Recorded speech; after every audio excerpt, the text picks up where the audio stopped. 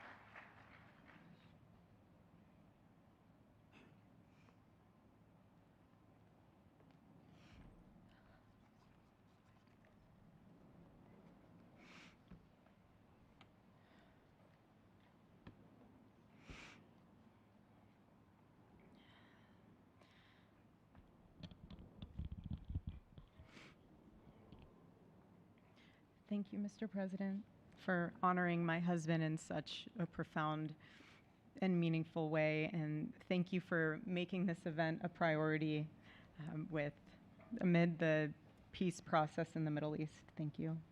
Very grateful. Charlie always admired your commitment to freedom, and that's something that both of you shared. So thank you. Your support of our family and the work that Charlie devoted his life to will be something I cherish forever, so thank you. To our gracious First Lady in her office for making this event possible, thank you as well. It's beautiful.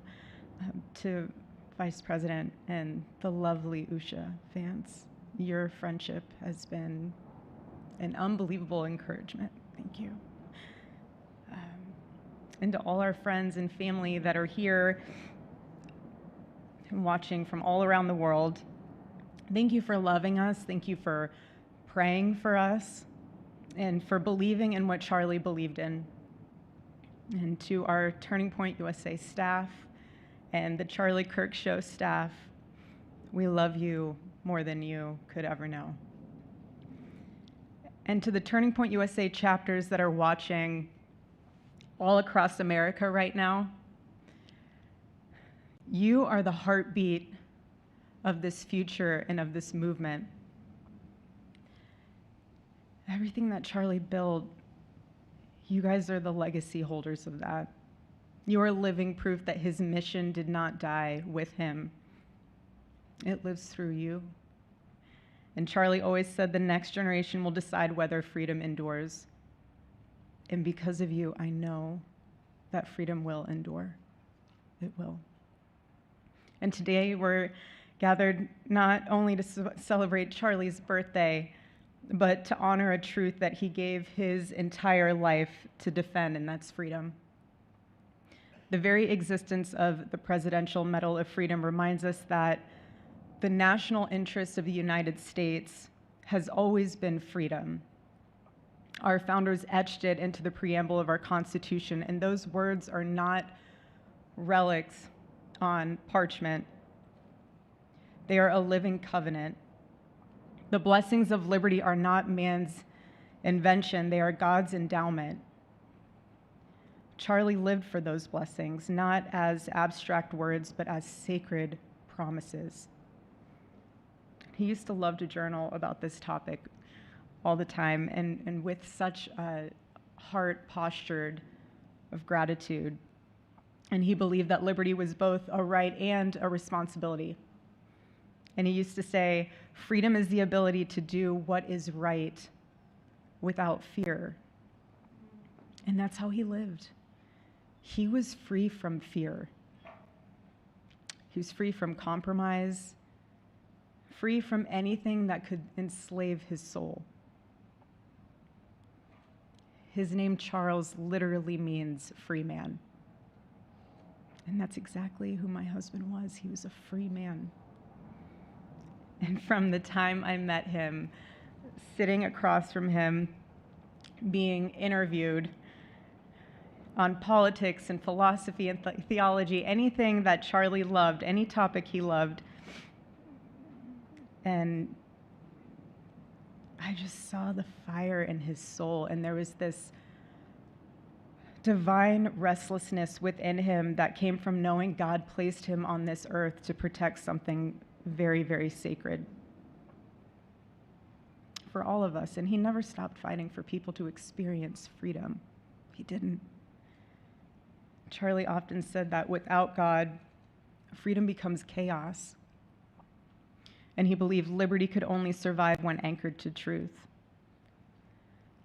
And I remember in one of his speeches, he told the audience that the opposite of liberty isn't law. He said it's captivity. And that the freest people in the world are those whose hearts belong to Christ. But what's so powerful is that Charlie had the ability to communicate so brilliantly across all generations. And he reminded us that in a world that tells us freedom is doing whatever you want to do, the real freedom is the power to live freely and to do what is right. And in one of his journal entries, he wrote that he wanted everyone to know that you can't have liberty without moral responsibility. Freedom divorced from faith eventually just destroys itself. And what's so fascinating about all of this is looking back these past 12 years of Turning Point USA and his mission, there's almost this veil of sacredness. Because what I realize is that while he was building an organization, he was also building a movement, one that called people back to God, back to truth, and a movement that was filled with courage. And ironically, for a man who impacted millions, Charlie never desired to be the center of attention. He just wasn't. My husband was not a man of extravagance. He loved simple but deeply meaningful things, truly. He loved his late night walks. He loved buying more books than he could ever read because he felt there was no such thing as a book budget. And he loved being able to read to our kids the same bedtime story on repeat because he knew it was their favorite. But to him, that was special. And he loved to sit in the sun on a Saturday morning with his cup of decaf coffee, and his phone was off because he was honoring the Sabbath. And for him, it was that moment to catch his breath and just be in peace because he was unreachable at the moment. And he preferred quiet birthdays. But that never stopped me from telling him. I told him every single year, I said, baby, I love your birthday. I said, because it's the day that God knew the world couldn't go another day without you.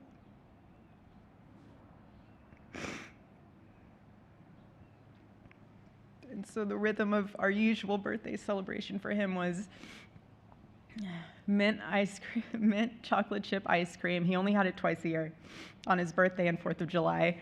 It's just, and then after that, it was back to work as usual. But last year, his one birthday wish was to see the Oregon Ducks play the Ohio State. And they won. Oregon won that night. And it was by far one of the most memorable nights of his birthday experience of his life until today. And so, honestly, President Trump, I have spent 7.5 years trying to find the perfect birthday gift for Charlie. And it's so difficult. And those of you that have spouses or loved ones, you know how difficult it is sometimes to buy a gift for someone that you love, because he wasn't a materialistic man, so that also did not help. But now I can say with confidence, Mr. President, that you have given him the best birthday gift he could ever have.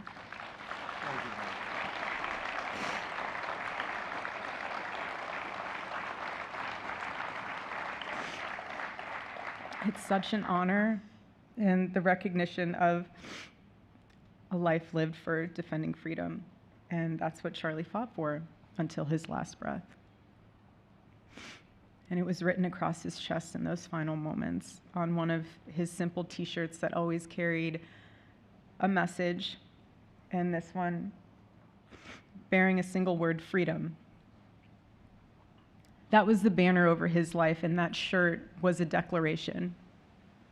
The same declaration he made in every speech, every campus visit, every time he shared the gospel at a church, every sleepless night that he would spend praying for the youth of this nation and planning for the future of our country, and just impressing upon them that when we defend liberty, we defend the soul of our nation. My husband never told anyone what to say. He never did. He never told anyone what to say. He would just encourage them to think. He would encourage them to think outside of the traditional political labels. He would want them to think in a way that was anchored in wisdom and truth. But he would never tell anyone what to say. Charlie wasn't content to simply admire freedom. He wanted to multiply it. He wanted to multiply freedom. He wanted young people to taste it and to understand it and defend it. He wanted them to see that liberty isn't self-indulgence, it's self-governance under God. He wanted them to see that. And every day I'd see him getting ready for work. He'd put on his cross necklace, he'd put his ring on his finger. And the boldness in his demeanor was always fearlessness. He wasn't afraid. He was never afraid. In his daily actions, whether in office or on campus or at a church, it was always without fear. That was his creed. That is how he lived out every single day. He didn't fear being slandered. He did not. He didn't fear losing friends, I can tell you that. He didn't. He didn't care. He stood for truth and stood for freedom, and he did not, everything else was just noise to him. And it's because his confidence in Christ was absolute. That's why. There was no limit to what he would have sacrificed to defend freedom for all. And if the moment had come, he probably would have run for president, but not out of ambition. He would only have done it if that was something that he believed that his country needed from a servant's heart standpoint.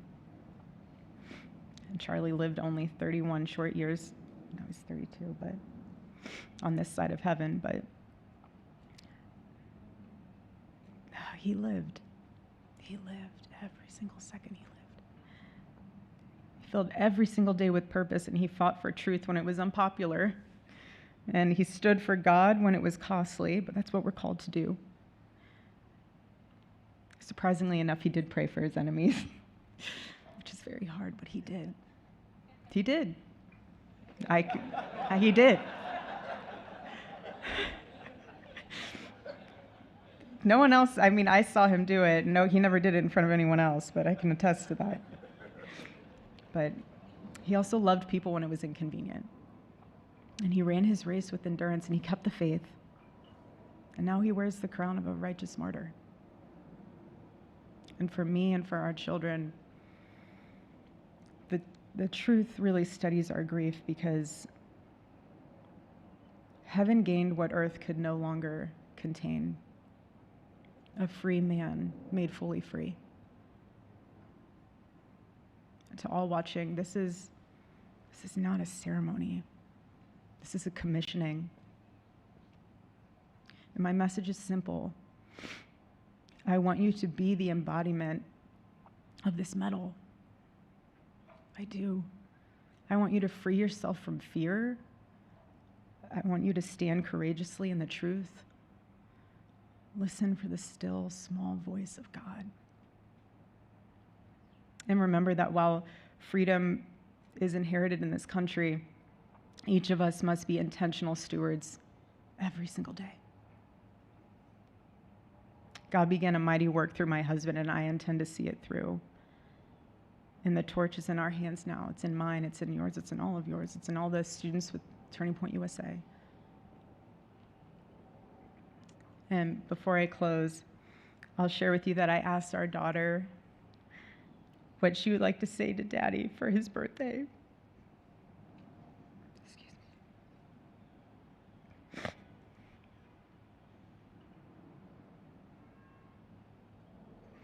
She said, "Happy birthday, Daddy. I want to give you a stuffed animal.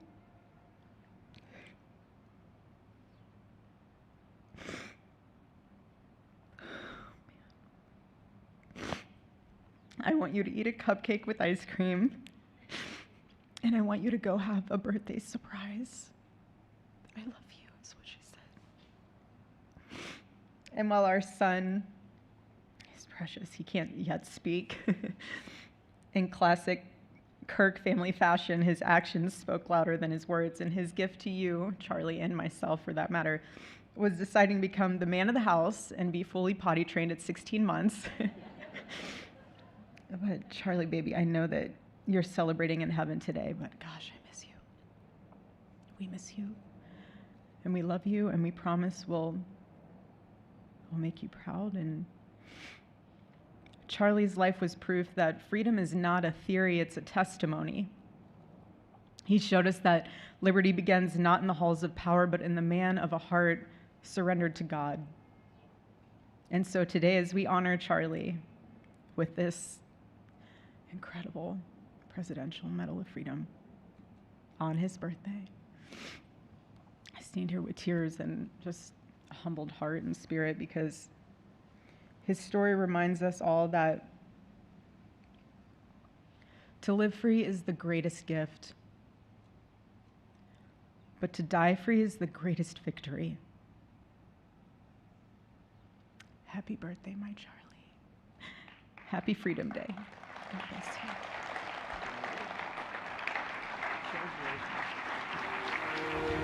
you.